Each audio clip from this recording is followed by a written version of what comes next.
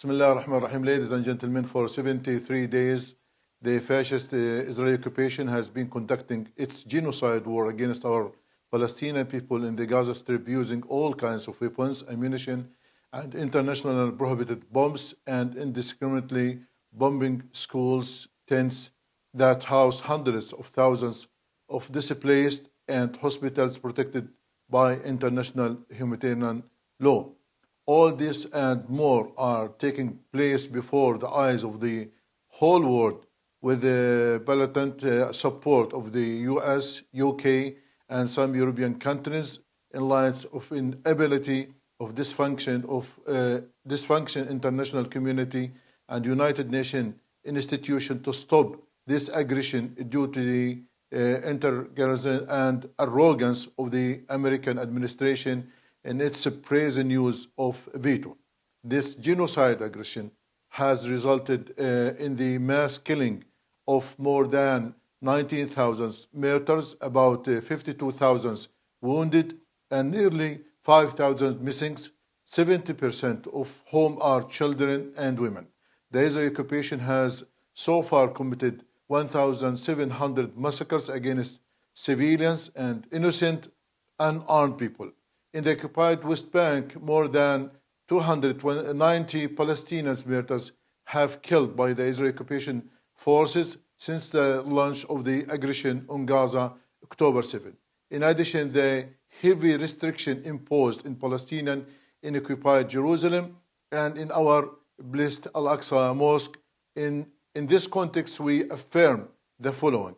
One, the losing trio of war, Netanyahu, Gantz, have not and will not be able to achieve any of their aggressive goals. The fascist Israeli government, headed by war criminal Netanyahu, does not care about the lives of the Palestinian civilians, nor its soldiers and prisoners. There is no clear evidence of this than the continued killing of prisoners by the Israeli occupation forces. They falsely claimed that they began this aggression to free their prisoners, but actually they are killing them to escape from paying the valid price, which is prisoner swap deal with the Palestinian resistance, under which the Palestinian prisoners in the Israeli jails be freed. As for the Palestinian resistance, it is standing, hitting hard, and inflicting significant losses, whether in the Israeli invading vehicles or troops. At the same time, we are saddened by what we all witness of suffering of our people as a result of the Israeli genocide war, which targets indiscriminately all areas across Gaza. We hear mentioned that 92 Palestinian journalists have so far been killed by such brutality, aimed at silencing them and terrifying them from conveying what's happening in Gaza.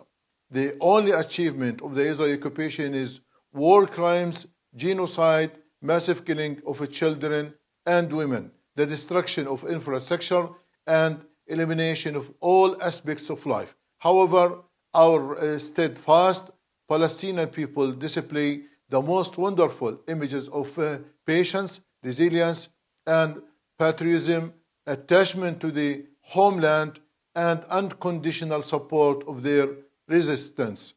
We continue to say that United States administration is totally responsible of those massacres and violations taking place at the hand of the Israeli occupation army in Gaza through the U.S. unconditional delivery of the weapons to kill Palestinians without any form of accountability. Despite the United States position, the Hamas movement is watching the growing calls by several Western governments to end the aggression on Gaza, in addition to the other calls worldwide demanding immediate ceasefire in Gaza Strip, the last of which was the statement by Canada, Australia, and New Zealand backing sustainable ceasefire in Gaza. We welcome these developments and consider them in the right direction toward isolation, the fascist Israeli government globally, and ending the longer ever occupation in our modern time. Finally, we call all countries and the free people of the world to keep the momentum going to support, aid, and show solidarity with the Palestinian people by all possible and available means.